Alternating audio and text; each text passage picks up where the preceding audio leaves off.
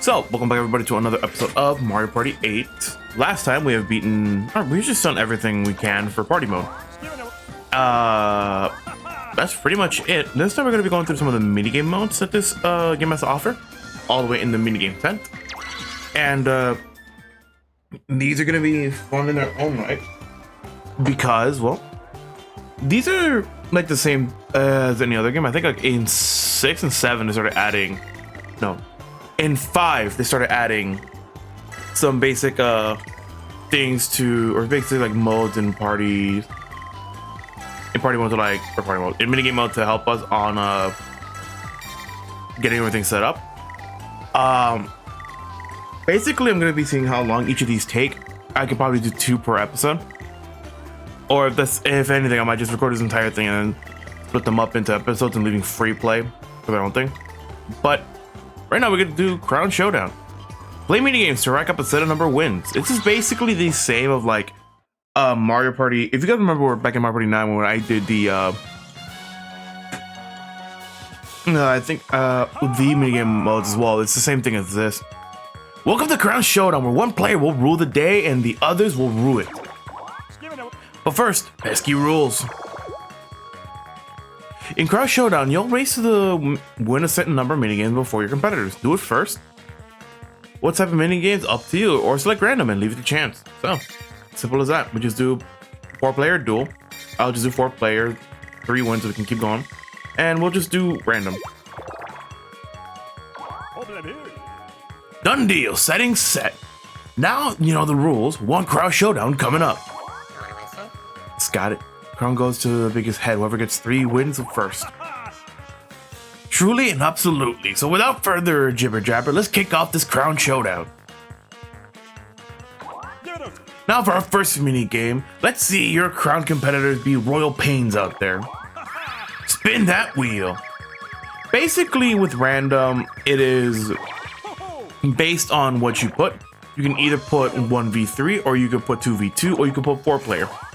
With random, it puts every single mini game into the roulette.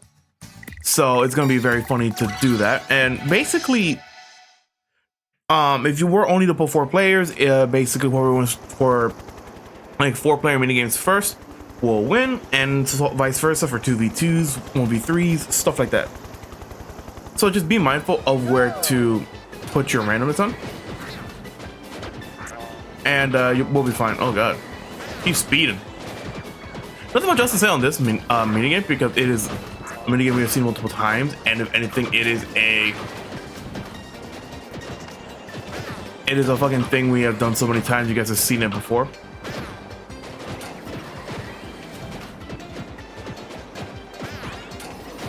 Wow, we literally caught her in a loop. Yeah, we caught her in a loop. Nice. All right. Same thing back in Mario Party 9, where we had to step to win, where we just win mini games based on how many steps you put and all that. It's a pretty simple, pretty fun thing to do.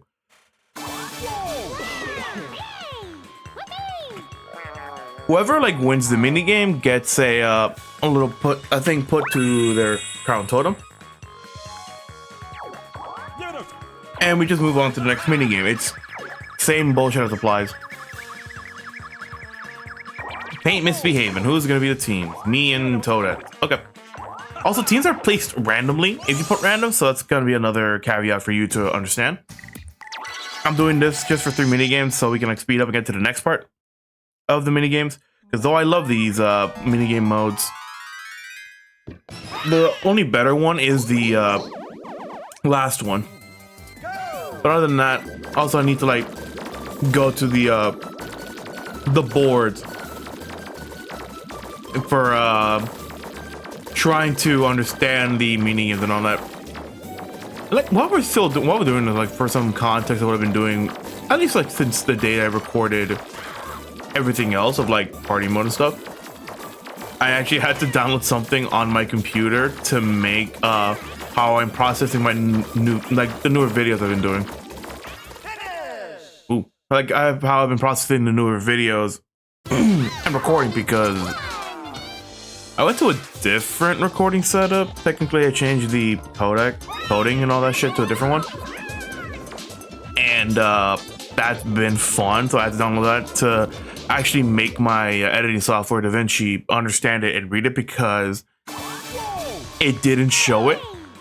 So I thought I had to re-record 3 videos again. Thankfully it didn't, but god damn it. Whoop whoop, crown alert. Tono needs one more win. Basically, I think every time it changes the mini game, the background there changes to a different one.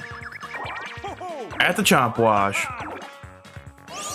Also, another thing is that what I've been doing recently is that I actually have now exported the first 6 parts of Mario Party. So like all of these Star Battle Arena boards. So that is technically a week's worth of videos, and then after that I get to sit down and edit the rest of Mario Party 8, which is the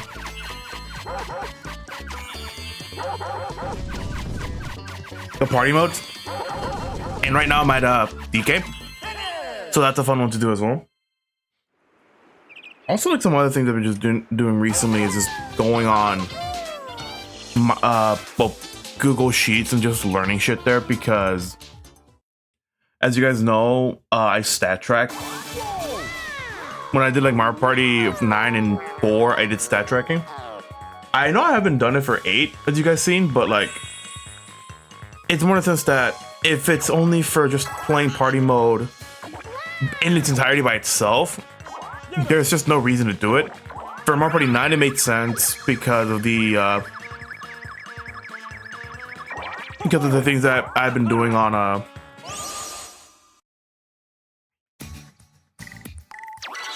because it's like story mode and all that, you get your abilities and all that. Mario Party 4 is the same thing, because instead of playing each of the boards, you do it. I know if I were to do Mario Party 3, because I do have the NSO version of Mario Party 3, I could do Mario Party 3 as a yeah, I could do like Mario Party 3 as a LP and do stat tracking there, because it also does that with especially dual boards. But how to do dual boards is my question, because of some small things of just like 1 KOs and stuff like that. Nice. Wow, it's a tie for the crown, huh? Yep, it's a tie for the crowd. Nice. That's funny. I know in some other things, it's just that if I were to do stat tracking for some other games, it'd be there. But not that much else to say. No other things to say on just stat tracking and all that, because I've just been learning Excel or Google Sheets. So that's been a fun thing to do. That wraps up Crown Showdown. Hold on. How can this be? We got multiple players in the first place. So we'll decide who reigns supreme by hitting the dice blocks. Highest number wins. Yeah, that's basically, if you get a tie in this one, roll the die.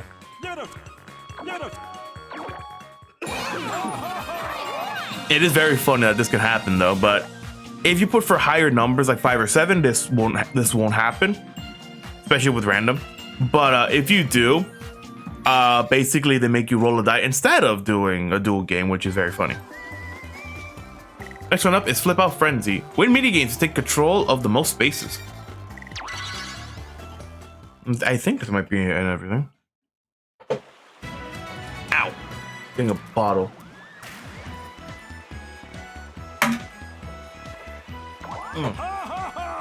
It's time for Flip Out Frenzy, where this crazy quartet will stake claims by winning minigames. Before you vie for the biggest piece of the 4-way pie, let's take a gander at the rules. To win Flip Out Frenzy, you must own the most tile by game end. Each time you win a minigame, you'll pick a tile, and its tiles in all 4 directions will flip to show your mark. It's a late game shakeup too. Blah blah blah, so many rules, so little time. You got it, so let's get going. Wait, got it? Flip, reflip, reflip. Turn them all and try them. Well done, Hat. That cleared it up. So let's play Flip Out Frenzy. And just look at our competitors, pumped, primed, and ready to go. What's our first minigame? Same thing with apply, but basically we're supposed to flip each of the tiles to make it work. Basically, it's just like a weird game of Othello, where basically once you put a piece down, it transforms every piece in a plus pattern around it. So up, down, left, right. So anyone who's actually played Othello, if you cover both ends of a line of your opponent, you flip that entire thing, but instead of crosses, it's just up, down, left, right. And not in all 8-way directions. But basically, we just are here to win minigames and have fun on this front. So far, we've been getting the same minigames, meaning that all the minigames have been played decently.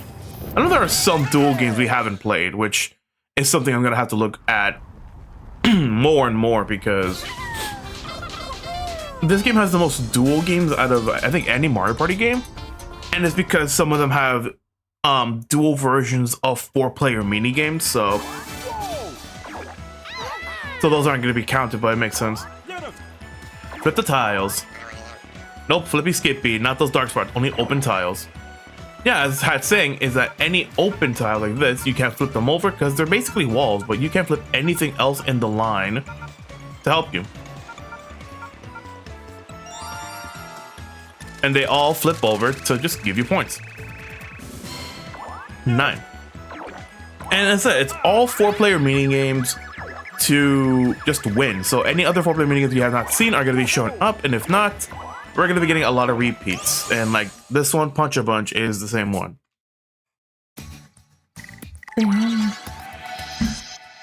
This is just a pretty simple minigame mode to work with. It's a fun minigame mode to just sit down and play, especially if you know all the minigames and all that. And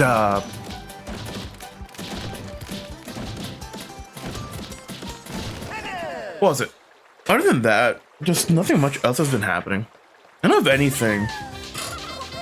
I've just been debating what the next LP would be.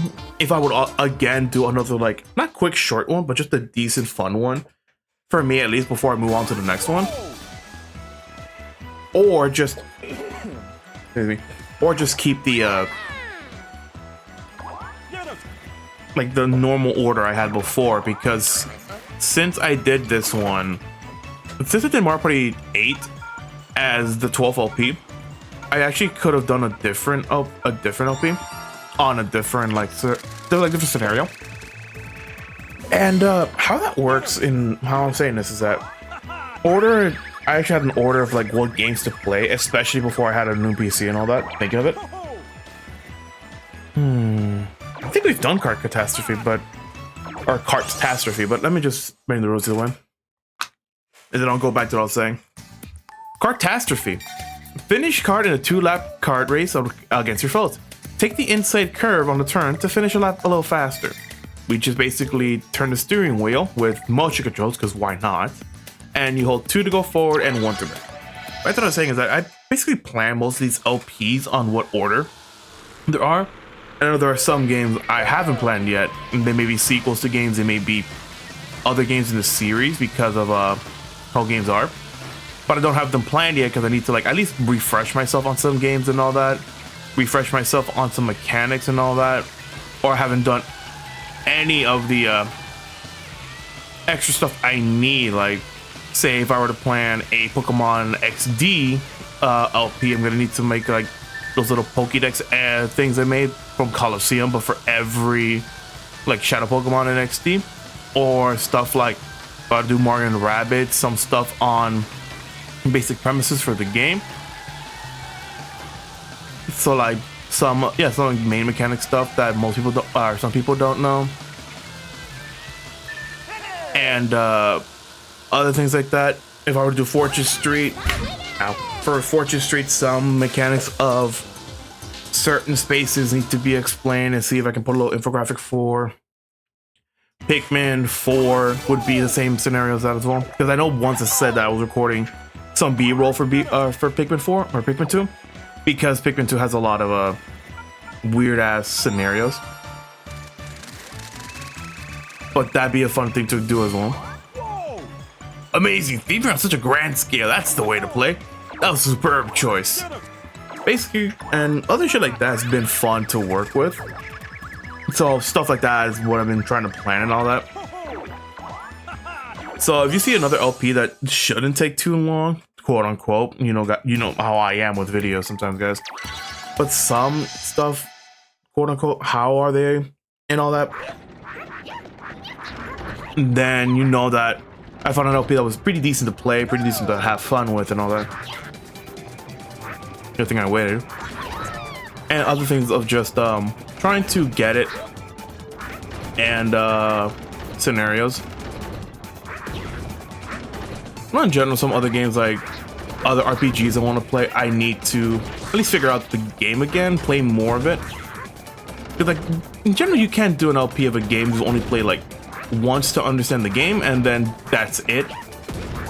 And what I mean by once and done is like you play the game once, you beat it or complete it, and after that you just play it as LP and you keep learning more stuff. You at least need to learn some other stuff. At least if you want to be very in-depth with the game. And stuff like that. I don't know. Oh, hey, more than one winner. Bad news, guys. No one gets to pick a panel. That's a good strat to do in this one as well. Basically, if two or more people win in a 4-player minigame, then it's not going to be counted as a win for anyone. It's pretty funny. No dice roll bullshit, no nothing. So if you tie with someone, you're going to be stuck with no one picking. And you can, if you are colluding with someone in this game, one, why would you collude? And two, you could just use it to your advantage and make yourself not a winner, but basically a scenario of just stalling the game for someone to win, or for someone to get their own, meaning that they're very good with. But as I said, that's just me just saying stuff like that, because why would you collude in a Mario Party game? But yeah. Almost done with this. Nice.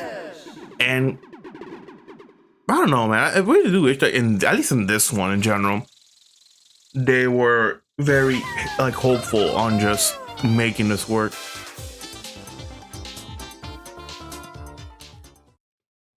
But that's just me. All right, let's see where we can put it. Also, basically, once the tile is flipped over, you can't pick it, so you're gonna have to pick another space to flip it, and it may not be a good space to take it out. Whoa, Yoji's on fire. With a huge lead like that, the others are in big trouble. Good luck catching up, everyone. Let's move on to the next mini game. That's a game. Other things that have just been going on is just simple scenarios, just watching people play games. I know I got one of my friends into Octopath. Octopath Traveler has been a very fun game to just play. I will say that that game has routinely kicked my ass more than it should. I've played a lot of RPGs, action or normal, but if you're not prepared, you're gonna get like basically pretty much destroyed by bosses and all that. And let's just say, someone who hasn't decently delved into games like Persona, SMT, even though I have played SMT and Persona. And but what I mean by delve is like I haven't like done more games in this series and everything. And yeah, no, with Persona I've only played like only Q and Q2. And for SMT I've only played 3. So like I haven't delved that deep into those games, but I know those games are well designed in the sense of if you don't work with buffs and debuffs, your ass is gonna get handed to you. And same thing with Octopath. If you actually don't play with buffs or debuffs, you're probably gonna be shit out of luck. Like you're gonna be foobarred a lot. And other things is that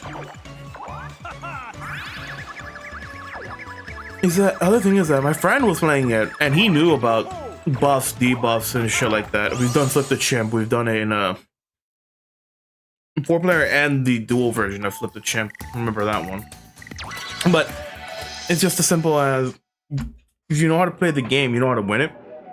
But legit, if you do not play with buffs and debuffs and try to brute force your way into winning a game, you are gonna be shit out of luck. Nope, I'm not winning.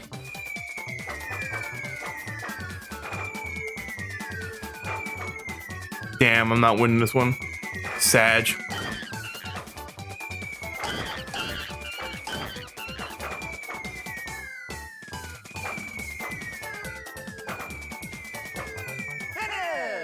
Alright, who wants Toadette? Because if it's Toadette, I don't mind. Toadette. This should make us like 5. Like 4 or 5 from the bottom line. Yeah, 4 from the bottom line. Alright, pick up your territory. But yeah, it just has been fun. And he's been saying that he's been having fun, but like, a couple of while has been kicking his ass. So it's pretty funny. I did tell him that if you do feel discouraged, just don't worry. I had to take a break once and came back and understood the game. Huh, so few. That's too bad. I was hoping you were able to steal away more tiles. Stop flipping. Out of tiles? Defeat frenzy over? Not quite yet, huh? Let's smash this competition into overtime. Basically, another hammer goes up, and now MC Ballyhoo literally takes out 2 more tiles of like the walls into actual tiles to be played on, and once 2 more minigames has been won, is the end of Flip Out Frenzy.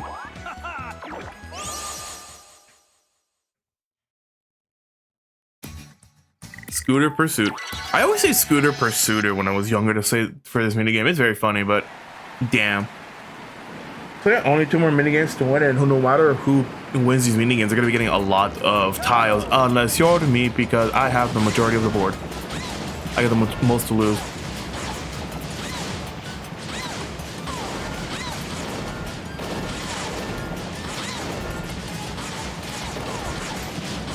Keep shooting.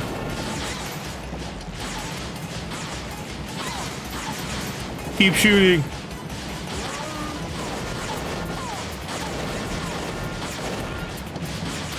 Shoot the target.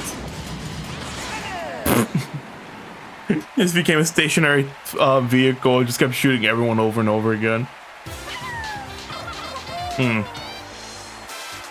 That's funny. Ow, my throat's starting to get dry a bit.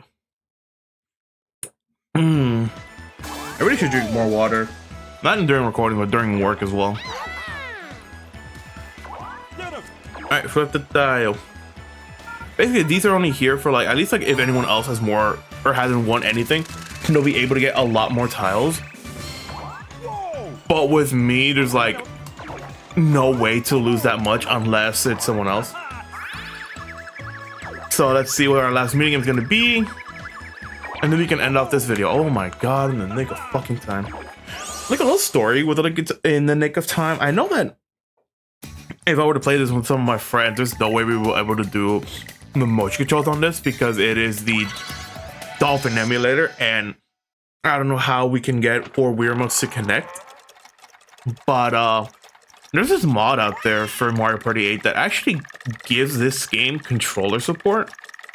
So it makes all the mini games work on controller and all that. It's actually pretty interesting, and one of the funny things is that in the nick of time, instead of twisting the Wii remote to make it work, you actually just tilt the stick left and right.